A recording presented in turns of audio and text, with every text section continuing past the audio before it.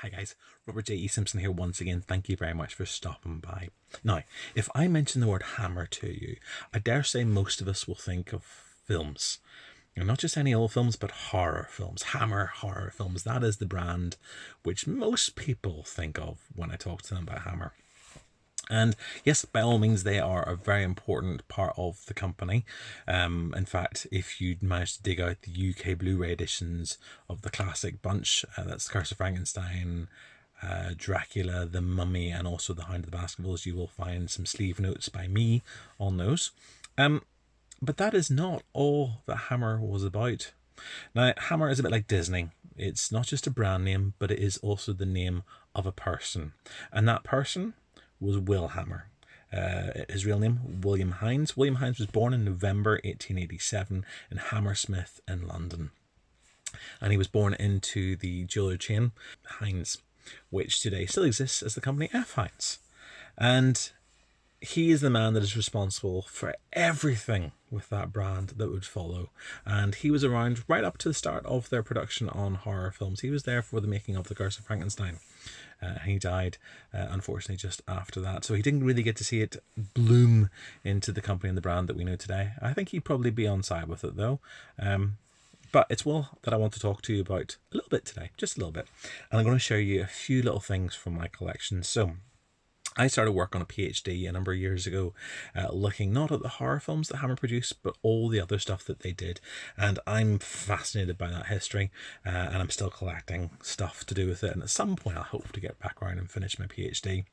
But this is sort of stuff that most people haven't seen. I've not shared this with very many people. There's an article I did for Little Shop of Horrors a few years ago on the Hammer Theatres, and it has a few of my items in it. I'm going to show you some stuff that I haven't shared before. So, the jeweler chain F. Hinds still exists, and at one point the company was split into two. There was F. Hinds and W. Hinds. W. Hinds was Will's, and I have a small collection of W. Hinds material as well. In fact, there's a little pocket watch that I occasionally wear. It's stopped at the moment. I need to get this serviced. F. Hinds, if you're watching, you fancy servicing one of your W. Hinds watches? So yeah, I've got that. I've got some other stuff as well, but I'll not show you that today. Now, Will was involved in just about everything. He was an entrepreneur. Not only the jewelers company, I think, gave him the money to do things, but he had a vast interest in the arts. Now, his son, Anthony Hinds, talked in one of the documentaries about how his father was basically just a failed comedian. And I've always thought that that was rather unfair. Yes, he had a solo act, and he was also part of a double act called Hammer and Smith. They basically took their names from the area in which they grew up, and then Will adopted the name Hammer for himself, or his stage name. But they seemed to have been quite successful, and Will was also able to put on shows of groups of people, depending on how many people was needed for a special event, and they ran for quite a number of years. I don't think they'd be able to do that if they were completely rubbish, but something I've never shown before. I think this here is an original brochure for Will Hammer's solo act. This is Will Hammer, the Myth Merchant. I love this little piece. It's only a few pages long, but nice little card with a bit of writing on the inside, basically promoting his wares, and some illustrations as well, sort of after dinner entertainment sort of thing. I've read reviews and they're not unpleasant at all. So yes, this is a nice little piece. That's from the 1920s, possibly very start of the 1930s for that. And they did that for many, many years. But then Will also developed the act, and he started producing plays. So he actually would put on entertainment to put into theatres. And by the end of his life, he ran something like a dozen theatres across the UK. He was also involved with, for a while, with the exclusive films and with the Blue Hall cinema chain. We think there's still a little bit of uncertainty about what the exact relationship were between Enrique Carreras and Will Hammer, at which point they actually meet and they start compiling in business together. But certainly they would have known each other. The Blue Hall that Enrique ran on the King's Road in Hammersmith was just a few doors down from Will's jeweller's business. So I'm sure they crossed paths at various points. As a businessman, he seemed to be quite successful. He was one of the directors of the Goldhop Building Society as well. But yeah, theatre was a really, really hugely important thing for him. And you can see there he did start off as an act himself, so later on managing one. And I've got a nice little poster here from the 50s for the Grand Croydon, which he owned. You can see his name is there as well, so he's also putting this on. But what I love about this one is it also includes his partner, Pat Hammer. his real life partner, Pat Hammer and her bourgeois. So basically, she kept dogs, which they also exhibited at Crufts, and they became part of the act as well. For these big variety turns, Will's things seem to have been sort of variety entertainment, sort of the music hall comedies that were around at the end of the 1900s into the early part of the 20th century. Will also had a number of businesses. He was a property developer, and one of my favourite things I have randomly is this contract for one of the properties that he owned. But that's also very special for me because right down here, I've actually got an original Will Hammer signature on that as well. So that's nice and random. He was involved in a few book deals. And also had his own music publishing company, Moon Music or Moon Melodies, which ran for a number of years. And this is a nice wartime piece from them. Thumbs up all along the line. You can see there the Moon Music Publishing Company. But what I particularly love about this one, if you look carefully, yes, that's right, Will Hammer himself is one of the writers of the song. I've got a few different songs that he wrote as well.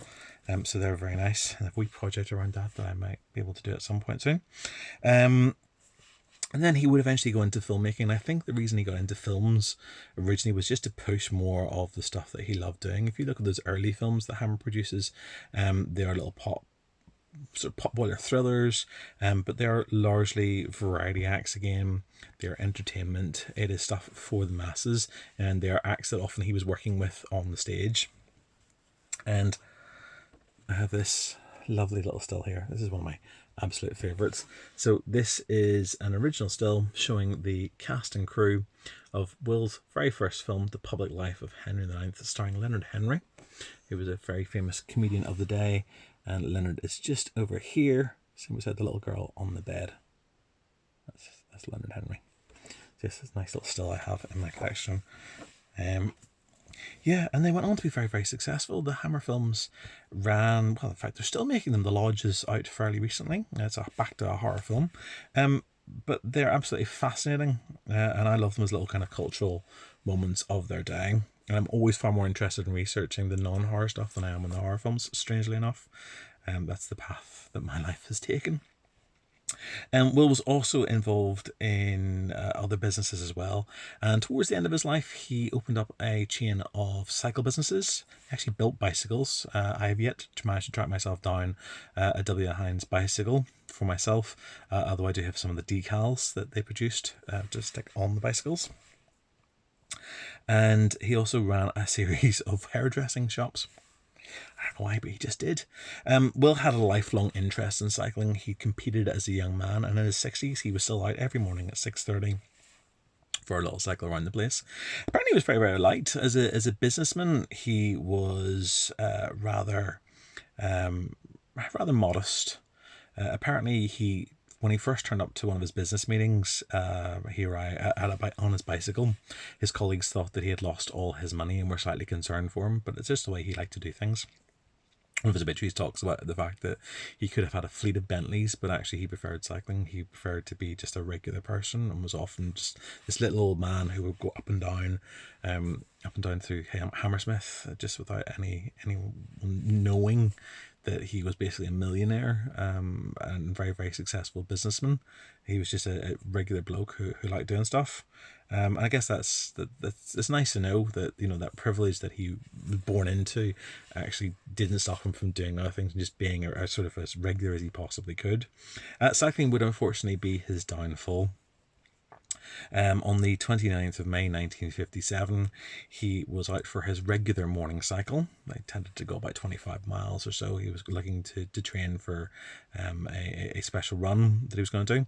And whilst he was cycling down a hill near his home in Leatherhead in Surrey, he saw a bunch of rubbish cans sitting in the middle of the road. He swerved to avoid them, skidded on the gravel, went up a bank, hit a tree and broke his neck, and he died 2 days later of his injuries in hospital on the 1st of June 1957, thus ending the Hammer career.